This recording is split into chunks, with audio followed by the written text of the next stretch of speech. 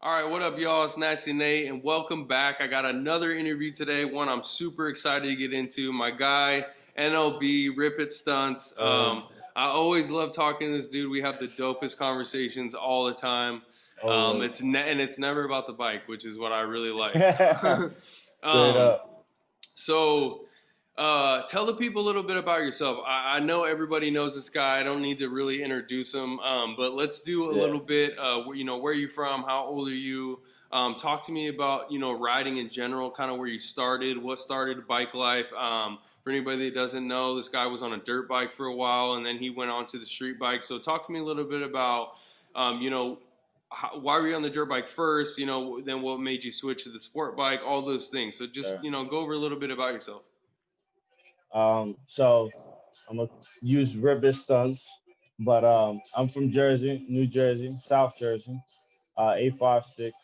Um, man, I ever since I was little, man, riding bicycles, wheeling, dude, I was just wheeling bicycles. I don't Super dope. even know why. Me and my brother is somewhere here. Me and my brother wheeling bicycles out, 4 years old. Yeah. 4 years old, 5 years old. Crazy. And uh, he would be there sometimes. And most of the time, I go out by myself, all around the neighborhood. Loved it. Don't know why. Never left. I fell. A lot of times, got back up, kept going. Never left me. Got older. Bikes was in the. My brother was in the dirt bikes, 4 wheelers. Uh, we rode, not too serious. Pretty much free ride here and there. Never took it serious. But then we started wheeling 4 wheelers, and probably 17 years old. Um, we started getting good with that. Just playing around, man, in the backyard. We weren't allowed out in the road. His dad would yell at us if we'd go out in the road. And we used to put, everybody on the 4 wheeler and just wheeling and falling. And then we started the dirt bikes, but we would always flip the dirt bike and run behind, and then if we couldn't, just let it go and fall. Yeah. We didn't know, I don't know why, but we didn't put it together that the brake is the same on the dirt bike as it is the floor. Why? No clue why, but yeah. So then, we always did that. We always doing all kind of stuff, jumping BMX bikes with the BMX ramps with mongoose bikes, tearing them apart. uh, then after that, man, we started seeing Rod Mikey scraping and doing all this stuff on his dirt bike, like thinking, how's that possible that he come back that far and not fall? Yeah, so that's what I was gonna ask you was the dirt bikes like kind of just like from where you're from? It's the culture out there, right? Okay. No, not really. So yeah, it is close. Camden's 45 minutes or so, but 45 minutes to us, especially that young, that was where you're at. That was far away. Yeah. So, but we seen it online, and then my brother, we always rode dirt bikes and stuff. So he got his dirt bike, YZ125, and he said, "I'm gonna try it." And he goes out, and I stand out there watching him. I'm like, "Yo, he's wheeling that thing." Then he kept trying to scrape, and next thing you know, he's scraping. Then he's doing, little circles. I'm like, "Yo, I gotta get it. I gotta get one." Yo, So I I didn't ended know up your getting the brother. I didn't bike. know your brother was Oh a rider man, too. dude. Nah, he's a killer too. But hey, He's plug a him killer real too. quick so we can check him out. Yeah, come here. He want to talk.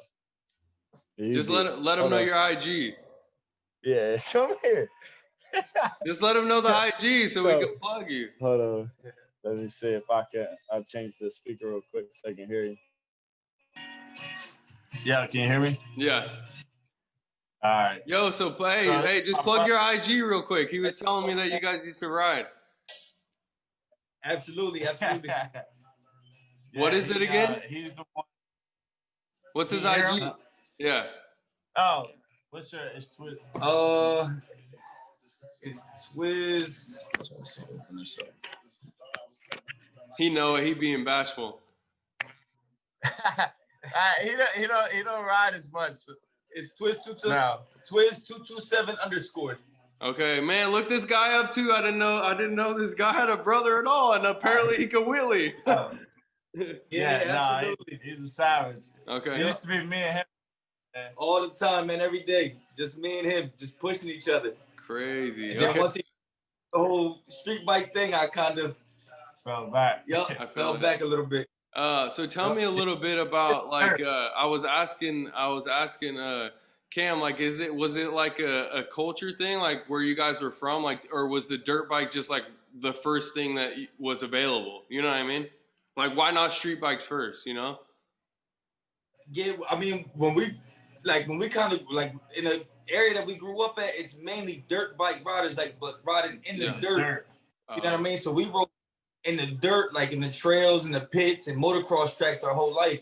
And then once we started getting big on Instagram, you know what I mean? Then we started seeing everybody else riding dirt bikes in the street.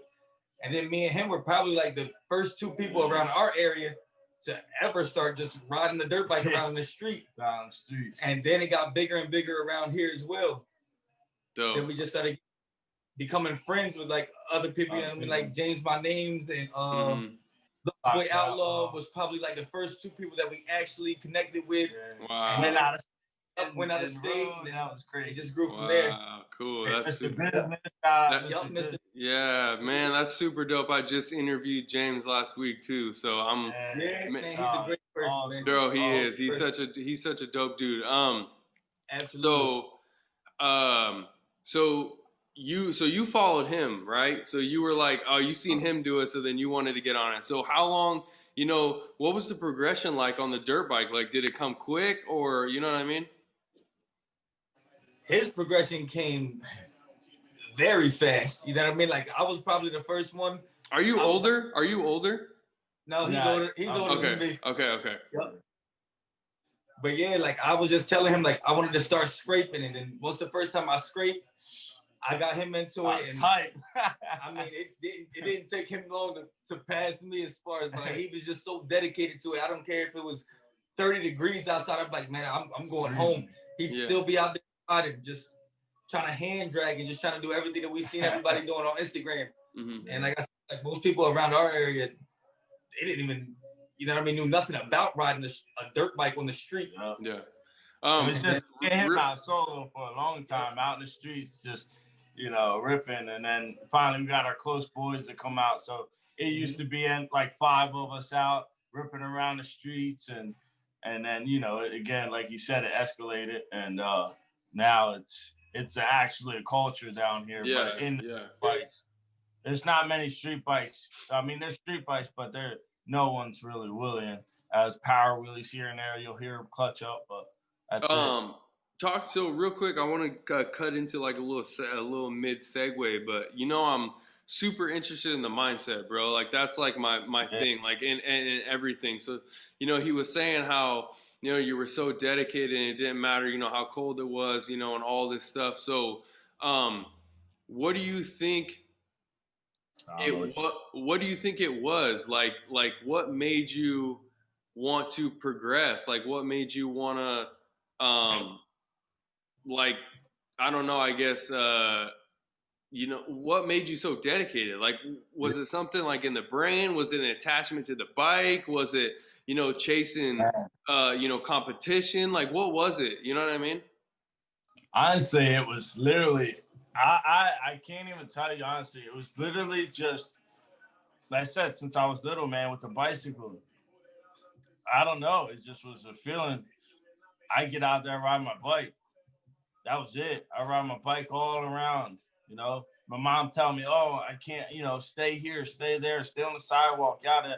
My dad be like, just be safe, you know, come back. Oh, and, dope. So dope. So Pops was kind of involved in like building the bike up a little for you. Okay. Yeah. And this guy, we come from like the bicycle, the whole thing before we could really wheelie, it was jumping shit. Sketchy. Yeah. I don't know if I cut. It was jumping things, really sketchy things, putting bricks, you know, stacking them up before. Bro, I feel like we all started like that though. Yeah. Before we knew to put any support under there. And I ran him over a couple times while he was setting up. That's hella funny. but was it? Oh. But I'd never, literally, man, I'd go out, and then once I start wheeling, I'd be wheeling and just all over it, and I'd literally fall going downhill. I actually used to endo a lot too, and I used to endo and downhill, and I flipped a couple times, but I don't know what it was. I've never once fell and just was like, oh, I'm not doing this again. I always got back up. So what do you think it was? Can you pinpoint it, or you have anything for me? Like, that's what I always wonder. Like, I don't know, something about greatness, like as an entity, like really intrigues me, and I think that like there's greatness everywhere. So there's greatness in our sport, like like the dudes like that are doing stuff that nobody else is doing, or have like you got your Jesse Toller world's longest stoppie, like stuff like that, like J Beats like doing stoppies at 140 miles an hour, like so. I think Jesse Tyler actually holds the record for the fastest stoppie too. Yeah, so it's like, so those type of things, and like like dudes like Britain who broke his neck like 3 years ago at like 46 years old. You know what I'm saying? Like, so I always like want to know, like, what is it that separates the normal people? Like, what is it that separates the men from the boys in every aspect, and I mean this in every way in life, but we're just in stunt riding. So what do you think that is that just separates us? Like, what do you think gets makes these riders that are able to do this stuff and continue to push the envelope and continue to get better and to do stuff that we don't see all the time? What do you think it is? I honestly, because you're in that group, like, so I think it's like it's somewhat of a subconscious mindset that you have, like, as far as it's so relatable to life, period. If you're going through stuff, like, as a kid, I didn't know everything that was going on, but I knew some things were going on, and just my bike was a getaway always, and it didn't really matter. Nothing mattered, and as long as I could do my freedom, and then when you fall and get back up, you have control of the situation. It'd be one thing if maybe you got hit by a car. Like, if I ever got hit by a car while I was wheeling something, I didn't have control, maybe it would have scared me a little more. But as far as me falling, and I know what I did wrong, I didn't hit the brake, whatever the case may be, I did it. So, get back up again. So real quick, if I'm hearing right, so you feel like even in the failure, you still feel like you have control. 100%. Gotcha. Okay, so you think that that's what keeps you, like, almost feeling like, this is a weird way to put it, but almost keeps you feeling safe. Yeah. Okay. Yeah, exactly. Okay. Yeah. I feel safe because I know what because it's your fault. I can figure out how to fix it. Gotcha. So, okay. And to come to that point, I actually bought the bike I have now from James My Name. Shout out, because he looked me out with that big time. Oh, the 0304? Yeah, the red one. Oh, okay. Yeah. So it's been through a whole lot of ups and downs, but yeah. So when I first got that bike, man, 2 weeks in, I wrecked it going 60 miles an hour down the street. Flip. I was in fourth gear and I was going to drop back. So I caught my speed. I dropped back, and I don't know why, I was just in the zone, and I went to downshift at like 60, 65 miles. Like, I was flying. Without the clutching. Without the clutch, just trying to downshift to go to third. Because I would I've never done it that fast. But so I went to downshift, and it went into false neutral, and I was already 12. And I had the long 12 bar still. So it hit false neutral. The bike became weightless before, and my hand was on the brake. There was just nothing. You can't react that fast. Yeah. So me and the bike go tossing down the road. That was 2 weeks after buying this bike. Brand new, crispy. And I'm you know, boom, boom, boom, boom, on the way back home, went to work. And they actually told me I had crutches from when I broke my ankle in 2012. That's another story I'll tell you. But I had crutches. I went in crutches. They said you can't wear crutches in the work. And I'm like, all right, I'll be right back. I put them in the truck and came back limping and went to work. I worked all night. Yeah. So that bike, after that, I had another 2 or 3 weeks later. Now, mind you, my knee's still messed up. I'm still hurt. I went out to a lot and was willing. Everything was good. I wasn't using that leg that much. I was hopping around. That's kind of how I got the one style where I jump around on one leg. Yeah. Tricks. I don't use my other leg. That's how I got that, because my one leg, my knee was messed up. That's crazy. So, doing that, I was doing a regular sit down wheelie, right? One hand sit down. That's one of, I came from the dirt bike. Like, that's the easiest wheelie, pretty much. One hand sit down. I don't know what happened. It got a little wobbly. Now, it's not a big deal. You just, either ride it out or whatever. It's never a big deal. Yeah. No clue what happened. It felt like somebody hit me from the side. The bike's literally just slammed down. I had to get stitches in my arm. This hand was swollen completely. I had a bar imprint in my muscle, and this muscle was actually up here, like popped up here. I had 2 gashes in my calves right below my knee, tore up. So I don't know what caused that. So that was I didn't do sit downs. And mind you, I was already hand dragging and everything. So I did sit downs for a while after that, because I had no clue what happened or how it happened. Yeah. So I was scared of it. So if that were, you know what I mean? But if I know what I did wrong, which is a lot of times when I fall, I know what I did wrong. So I'm fine. I'll get back up and do the same thing. Yeah. I know what I did. But if I don't know, it's, Yeah. So you think that's what you think being in control is kind of what changes your mindset?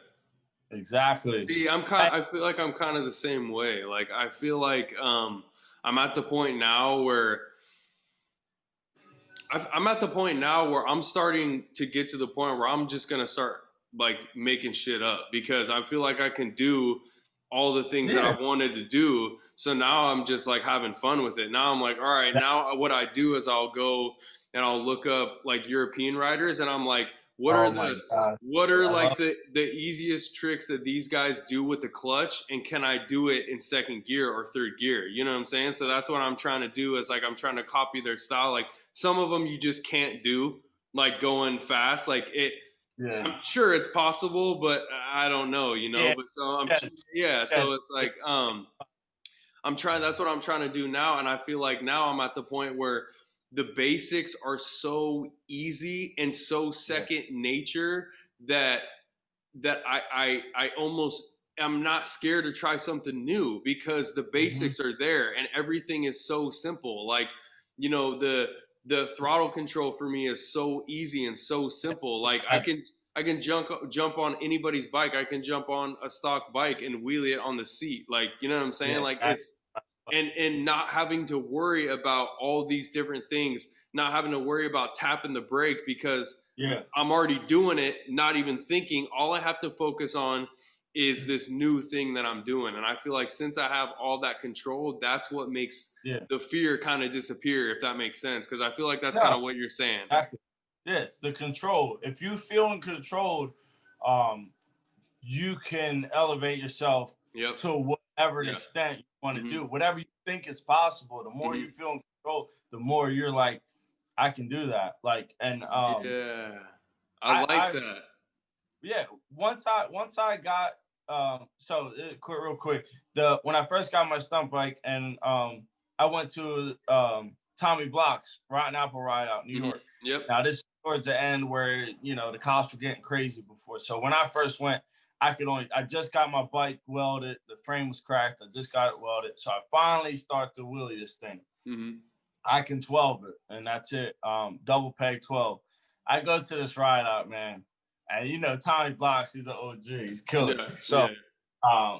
So I'm riding with him. You got E Money out there. That Just Blocks. There's a couple guys out there, and these dudes are ripping. And I'm over here double peg William, like, you know, just watching these dudes, and I'm just like, oh, right. So then at the end of that ride out, I got back home and I was so motivated. I said, nah. I went out by myself on you know, this one-way street that was blocked off, and I literally just wrote down a list of tricks I want to do. Mind you, I could only double back peg. So I wrote down this list, and once I was able to finally move off the double peg, and I was able to, the bike would wobble, and I was okay with the wobble, I just literally started just nailing tricks left and right. Within 20 minutes, I was doing each different trick that I wanted to do.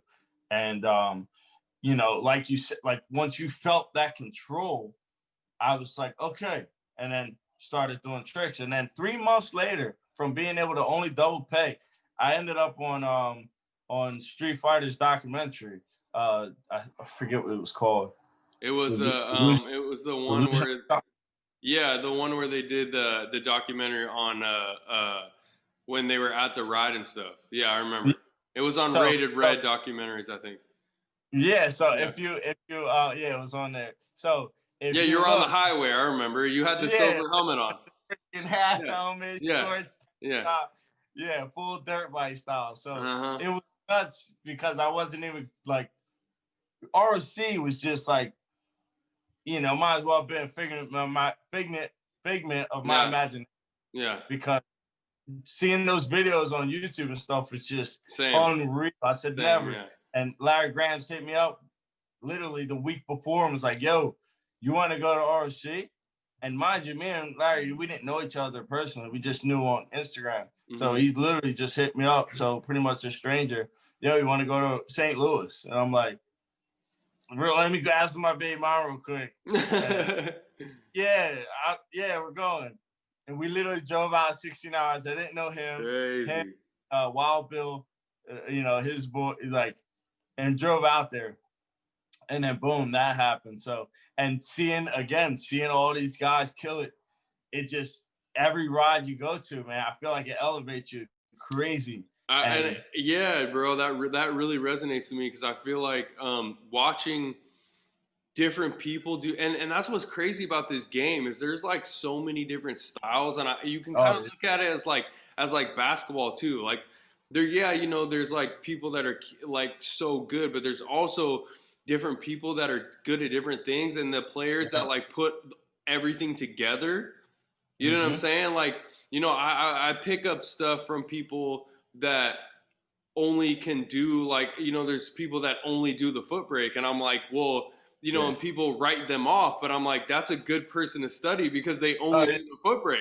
So then what type of style do they have, or what kind of can you pull from? And they're like, oh, I can add that too, you know? Or you got guys that that only use the handbrake. Well, that's a good dude to watch because if he can only use the hand, exactly. And you know, and there's you know, like dudes that are like constantly like floating the bike, or that have that like slower style, like workout stunts. He has a very, right? He has a very unique style. Like it's like a little, it's a little too East Coast for me, but that's just my flavor. But like to be able to take that and go, okay, well, I can pull up to a light, downshift, and circle, and then keep going, right? So you know, like that's what I think is so cool is like I don't ever, if somebody is a killer in what they do, I study them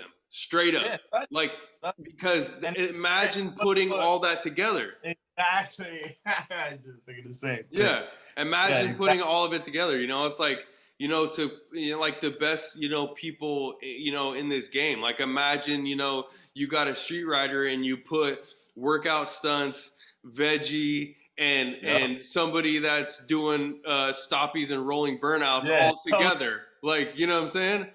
and put all that stuff. Like, and then Sonic 13 and Roman Jean drops lots of stuff. Put all that together. Yeah, so that's why I feel like a lot of people sleep on that and like, you know, don't, and this is a message, like, don't, you know, like, you know, a lot of people is like, oh, you know, they can all, they're a one trick pony. It's like, that may be true. Yeah, you don't have to be. Study them, bro. Like, study them. That's why you know, I'll be the first one to admit, like I hit you up all the time, like, bro, I can't get this hand drag. I can't get, you know, foot brake is not like, is not my strong suit. And it's like, it's so funny because I always used to ask Rodney Sargent, and he'd be like, bro, how can you jump through the handlebars and not do a coaster? I don't understand.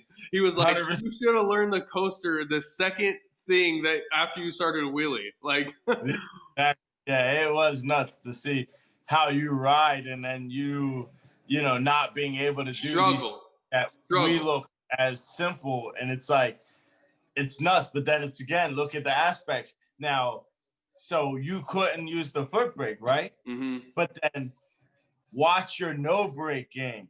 Yeah. Oh, you took your hand brake off. Yeah. And around the bike with no brake. Like, the handbrake's not there. There's nothing to save you. Yep. Just really like jumping at 50 fit. I was like, yo, my guy's nuts. I'm not doing that. I feel comfortable with no brake tricks, but I ain't doing that. Taking it off, yeah.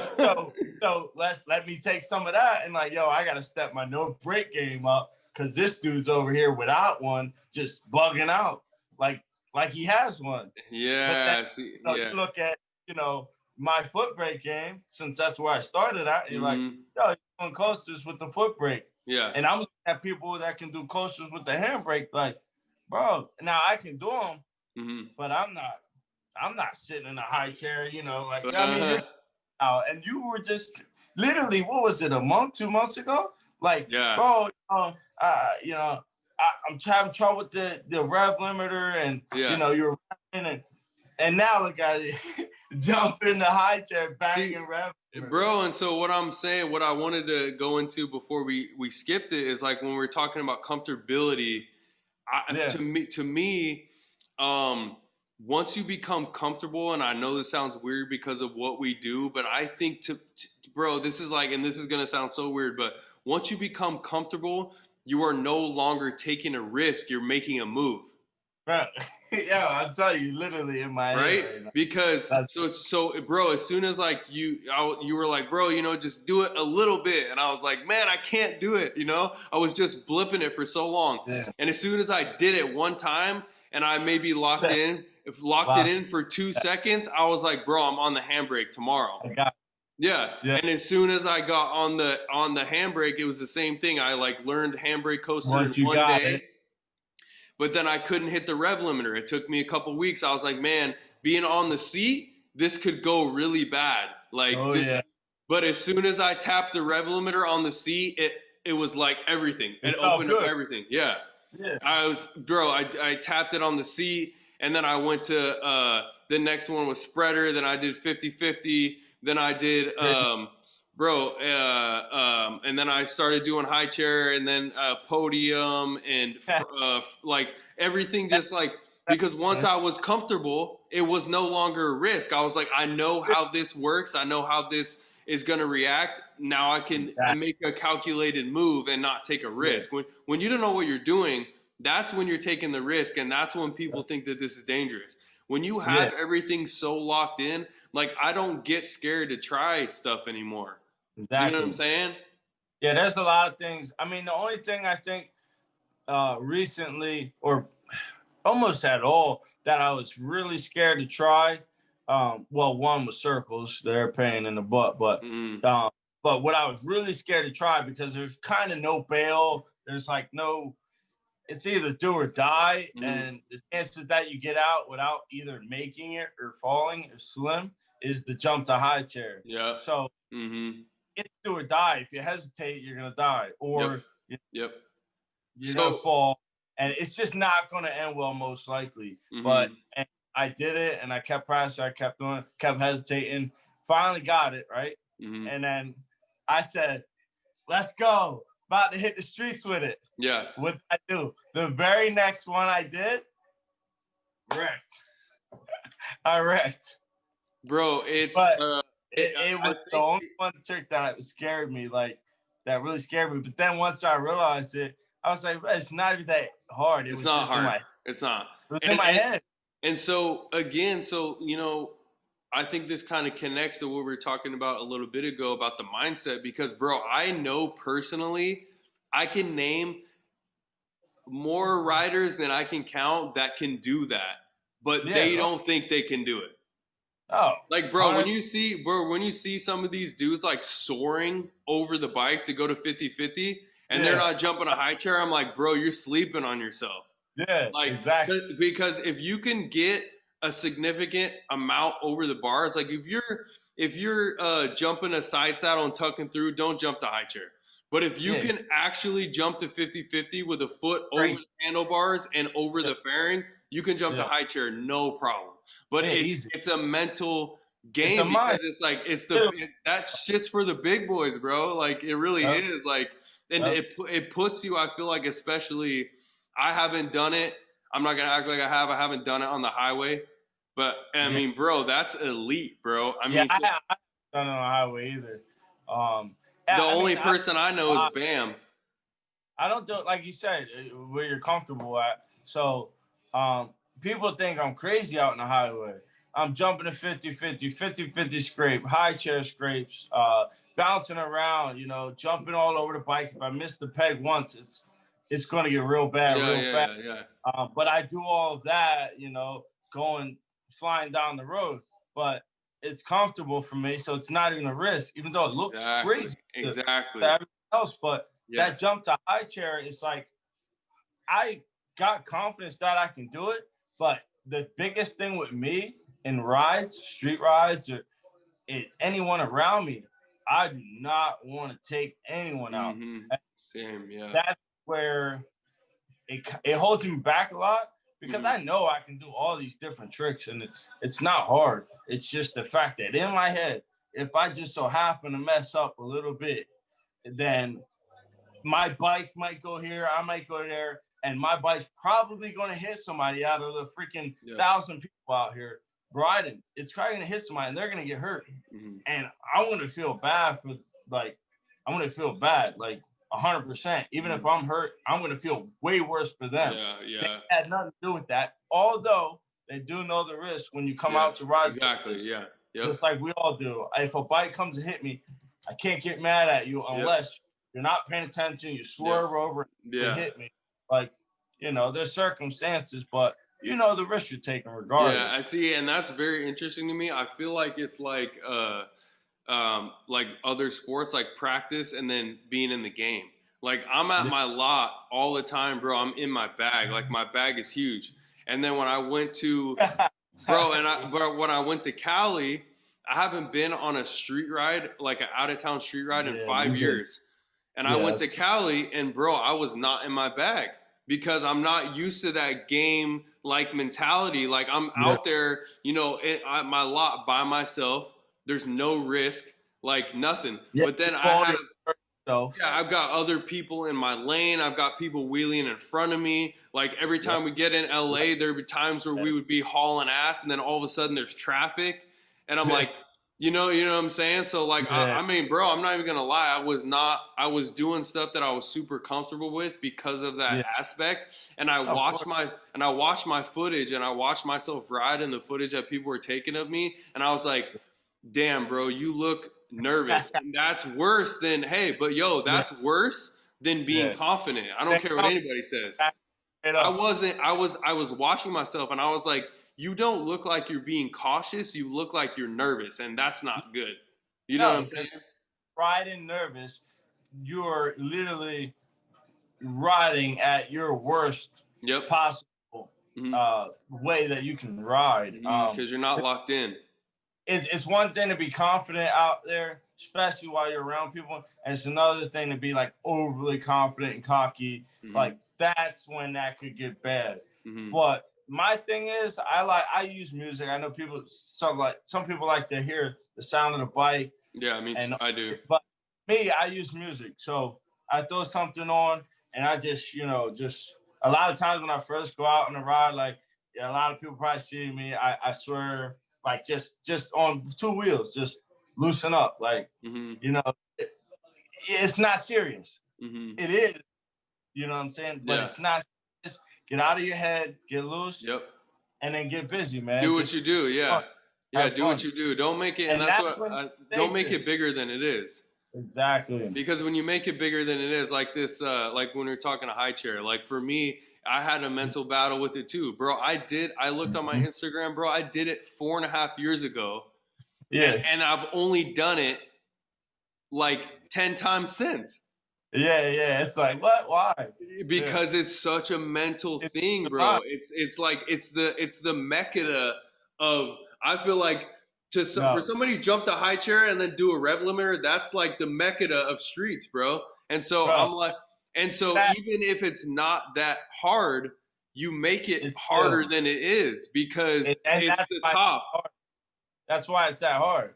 Exactly. It doesn't matter if it's actually that hard, but if you have the illusion of that, it's the hype. Guess what?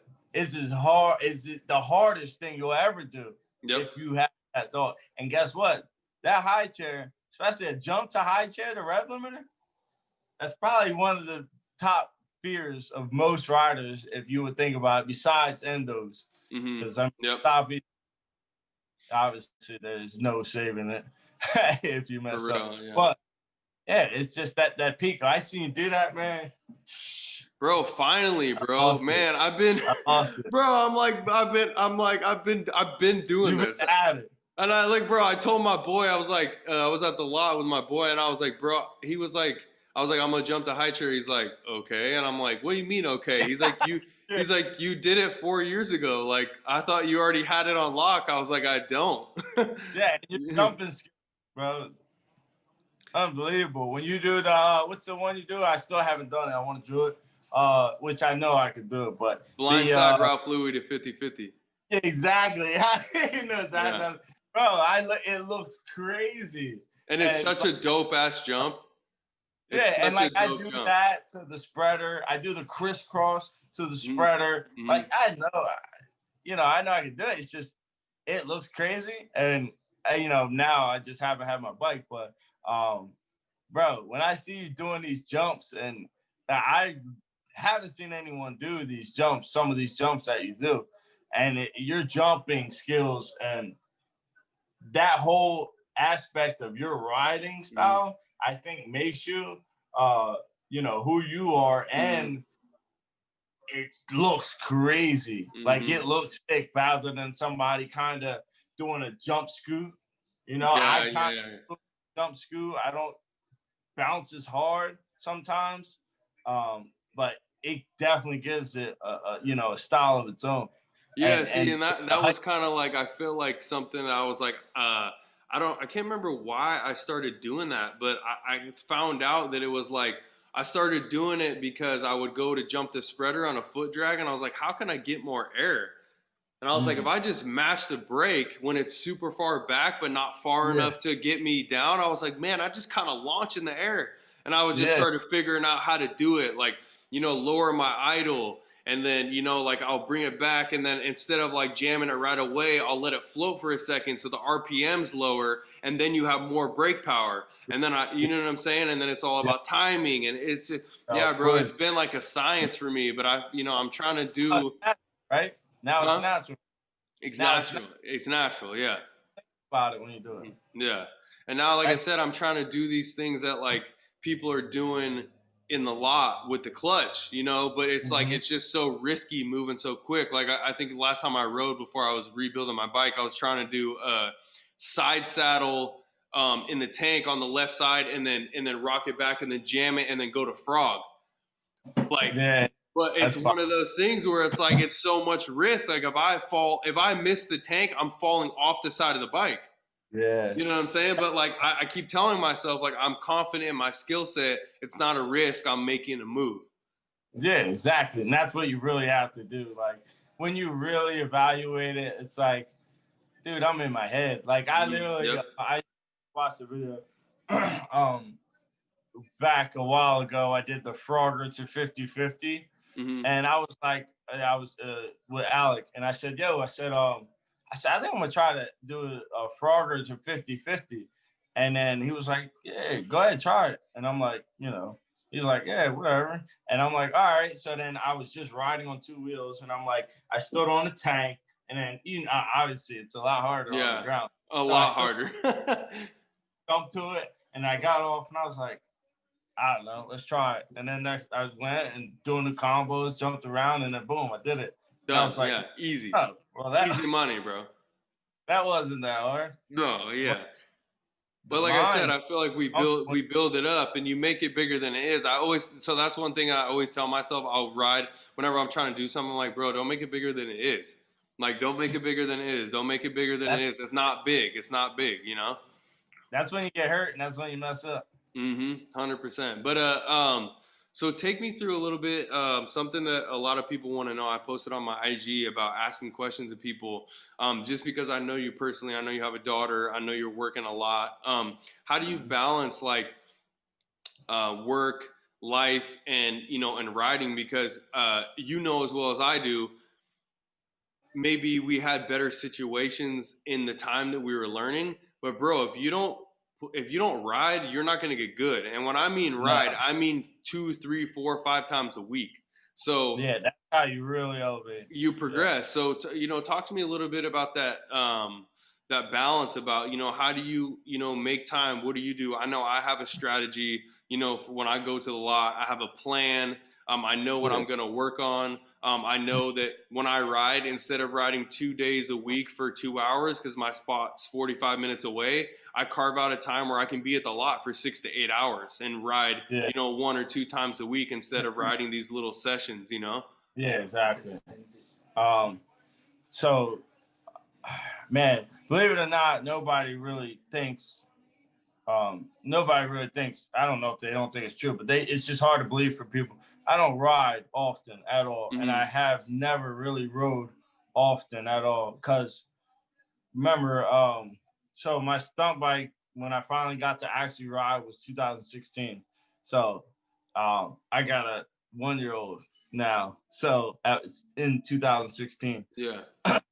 So my daughter is born as my first, kid. So, and work in the house, I was the only one working, and so like it's a lot. So when I would get to ride, would be maybe once or twice a month, typically. Sometimes more if I pushed it. 3, maybe 4 times a month. So that's pretty much the max. And like once a week. Yeah. Yeah. So, but when I would go out, and this is in the beginning more or less, because when I would go out, I literally wouldn't really waste time. I'd have, like you said, plan. I want to do this trick. I want to do this trick. If I get three tricks down, I'll be happy. And I broke those tricks down into little steps so I wouldn't get hurt, minimum risk. And then boom, I do it, and it's easy. So I kept doing that, and then every time I would go out, so my progression was crazy because I had a plan and I followed through with it. And as I got better and better, I kind of fell away from that. And whenever I would get the chance to go out, I just was having fun, man. Yeah, that's what I was just gonna say. Just kind of having fun. Yeah, Freestyle Life was the first sponsor. Freestyle Life and Little Stunt Shop, which I kind of parted with them. I don't know what they're up to, but either way, Freestyle Life was like the first one to sponsor me. And it's strange just because like that pretty much is my riding style. I typically, all my videos, there's very few videos where I've had anything planned.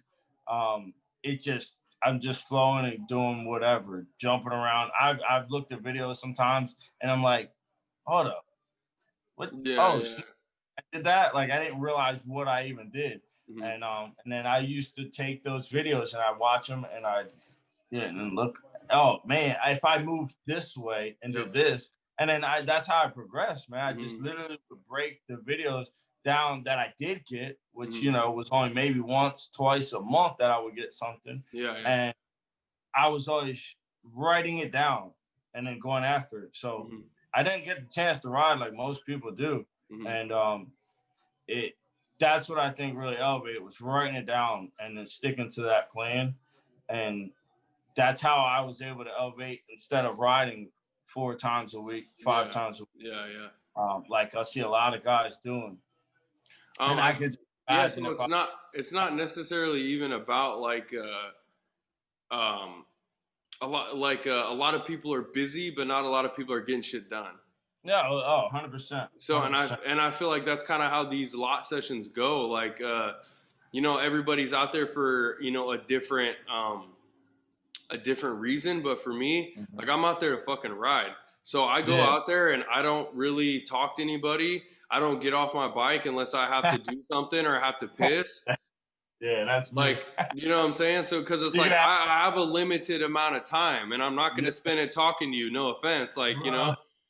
Like, and it sucks kind of because hit me up later. Like I'll call you. I'll talk to you on my way home. yeah, right. So it does kind of suck because you like kind of want to kick it with, you know, the guy. Like, but at the end of the day, like you say, I don't have much time. And I want to ride, man. I love riding. So you can ask anybody I ride with. Anybody that's been a ride out with me, anything. They say this dude really don't stop. He just keeps going. And I gas up and I'm same. Ready to roll. Yeah. I think one thing that you said about the way that you ride, that freestyle style, I feel like is kind of important because when you force stuff, it doesn't go right. Like I tried to, and bro, I'll be the first one to admit, like I don't ever hide anything, but I tried to plan my my straight line video for Stunt News. Yeah.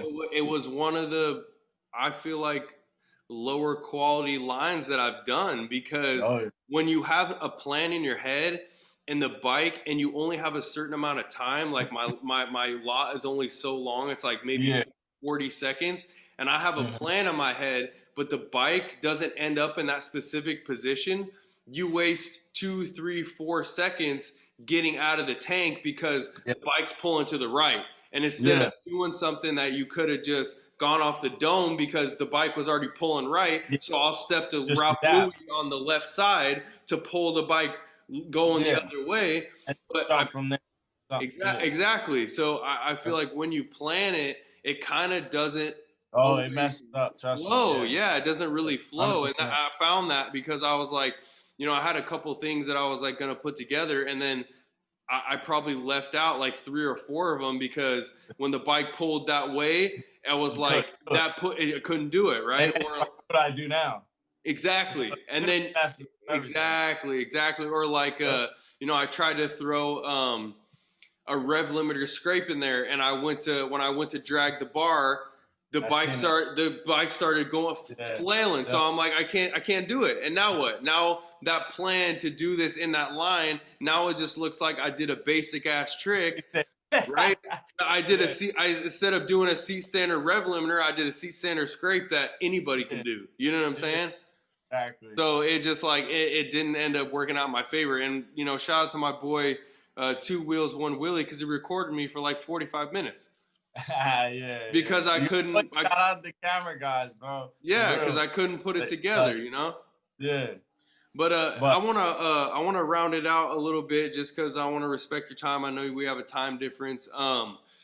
Give me like a little nugget for people. Like, you know, what is something that, you know, new riders, you know, how can they progress? You know, what is like a trick that, you know, they can do to, you know, change the mindset like we were talking about? Man. I got it. So this is one of my pet peeves, kind of people trying to learn, and then they're moving around and doing all kind of stuff to try, but they don't know nothing about the drop back really. Scrape. Yep. Learn how to scrape first before you do anything. Learn the scrape. If you learn the scrape, you know the full. You know everywhere. You know the full extent of the wheelie. Yeah, once you get that down, you know the feeling of the bike. So now you can do whatever you want. It'll first of all, now you know the entire integrity of the bounce points, the scrape points, the fall points, everything. Yes, I like that a lot, bro. Yeah, once you know that, you can literally transfer that to other tricks, and it makes everything easier. Yeah, bro, you that don't is know that, that's major key. and you're trying to do a trick, and you're like here, and then you come back more than you expect, and you've never been there. Yep, It's not gonna end well. It's unknown territory.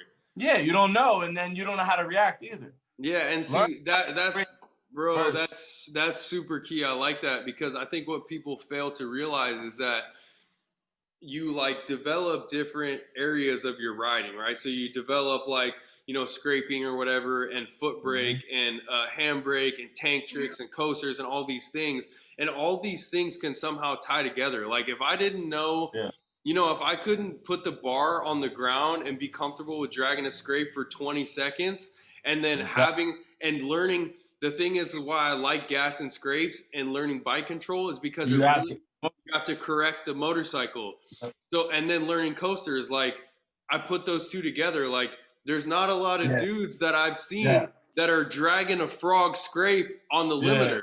Coaster, Like, you know, I got a funny story about that too, because remember I said once you finally hit the limiter, you was revving. I'd always could rev back in the dirt bike days. I would rev the two-stroke, bang, bang, bang. Yeah. But I could never. Obviously, you don't hit hit rev. No, bad idea. But even when I got to street bike, I couldn't do it. Mental. Well, finally, I actually learned in St. Louis. So I think it was Toaster that I was on a little hood ride with, and he was banging the limiters, and I'm like, man, I'm gonna just send it, bro. And I literally just, you know, I came up, I could always coast good. Man, I just fucking banged it, right? Coming around the corner. And my boy, Reverend Monroe, and everybody was sitting at the gas station, they heard, and they see me come around the corner. It was like, yo, there's no way that was him. So then I come up, right? I come up, and that light right there, I don't know if you've been there. That light, there's a light right there around the corner. I come up, I yank it up again, bang them again. I keep banging them back and forth. We got to the lot, which is right around the corner now. And I hit a couple of them with Larry Granos, right? He's recording. And I said, bro, I wonder if I could rev him to sit down scrape. And he's like, I don't know, go ahead, try it. I was like, all right, fuck, I'm gonna try it. So then I did, right? And I had it. I was scraping and I was revving, and then I came off the ground a little bit, and then I let off, and I think like something with the clutch. I don't know exactly what I did, but either way, it jerked, and I almost went over the bars. I was like, but literally the first day I learned how to do them, I was out there trying to freaking rev them. Bro, it's like putting all those together is like such a key, because you know, you're adding like all these elements that are difficult, like dragging a scrape and then a coaster, and that just like, I feel like it opens like a new door. It's like, how many different tricks can I do this with? You know what I mean? So that's, it's like how with the dragging the scrape, how I drag the scrape. I don't know if you've seen it. When I drag the scrape in combo while dragging the scrape. That was, you know, that was a hard one, because when I'm dragging, I can drag it and then I jam the brake when I get done. So especially when you're going to move to a different. So in my head, I was scraping and I was ready to transfer to like a spreader, and I was automatically hitting the brake. It was automatic. But then you're putting forward momentum on the front of the bike too while you're jumping. And I was coming off of the bar, and then guess what?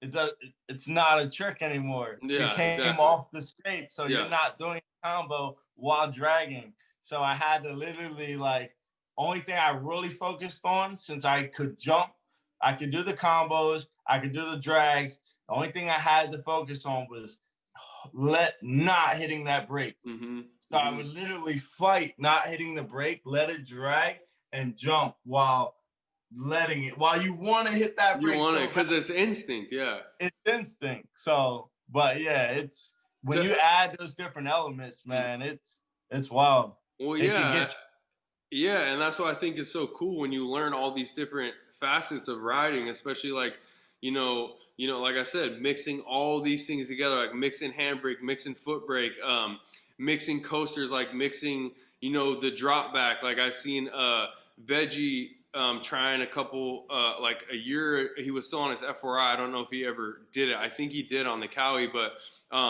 being in podium and then going back to scrape and then jamming the brake with the throttle hand off and then putting the throttle hand back on. Ooh, well, that sounds crazy. Right? I'm trying to, if I saw that. I know I used to see him podium scrape crazy, but I don't remember I seen that. Yeah. So again, that's like, putting the different elements of the control in, like with the drop back. So having control of the drop back, because when you're scraping, there's a certain amount of pressure you put on the brake. When you drop back, it's less pressure because you're in that floating point, right? So yeah, I just think, adding all those different things and adding those, I'm a huge fan of the coasters with taking the throttle hand off. I'm not there yet, but bro, I love those. They're so dope. I used to do that back in the dirt bike days all the time. Bro, so sick. I got a video, I was like 15 seconds. I'm just like chilling. So nasty. Yeah, but it's fire. Last question, bro. So how do you want to be remembered? Like on the bike, off the bike, just as in general, as a person, Man, like, I want to be known for, man. I want to help people, man. How you talk to people, you go to, the places and talking to people, helping them. I want to be able to help people know that there's way more to them than they think. And like people always stuck in, wherever they're at, whatever situation they're at. And realistically, if I had to do like one thing, I would say to get people to understand that their mind is literally the only thing. Their mind and emotion are literally the only thing they got control of, and which means that's the only thing stopping you. It doesn't matter what's happening around you. Obviously, you want to get out of toxic environments and toxic people, situations.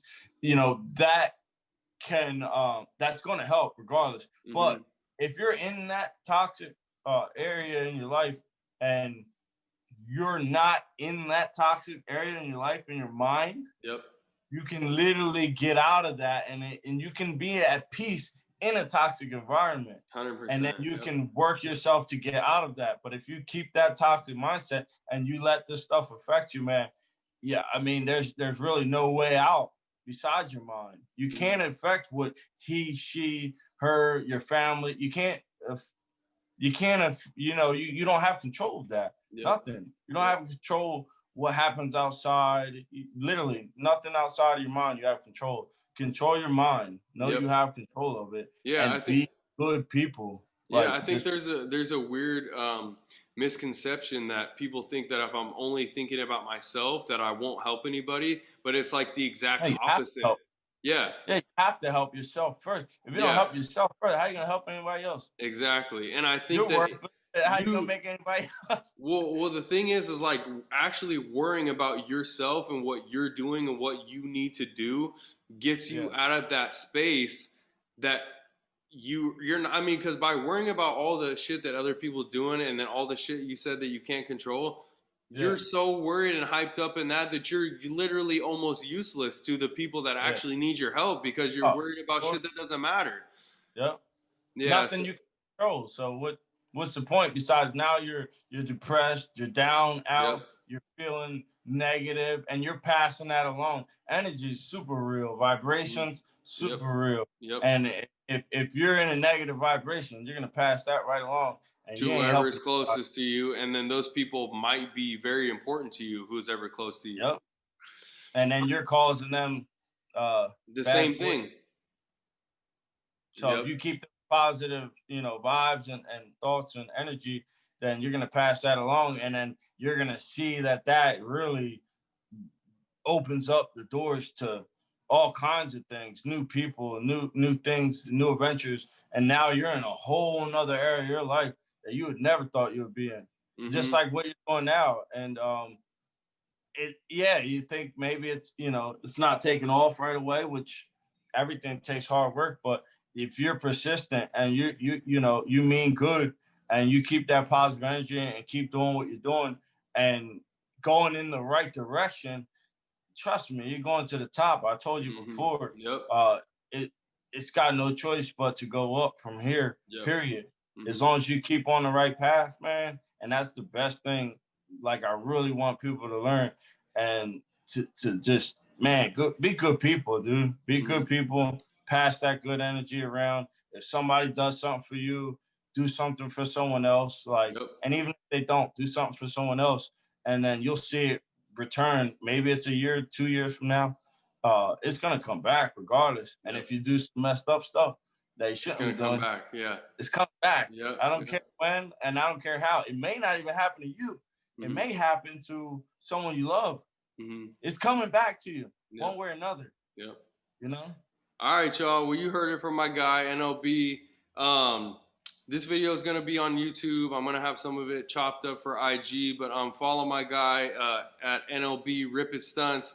Follow your boy. Subscribe to the YouTube if you haven't already. I don't know what you're waiting for. And we're going to catch you guys in the next one.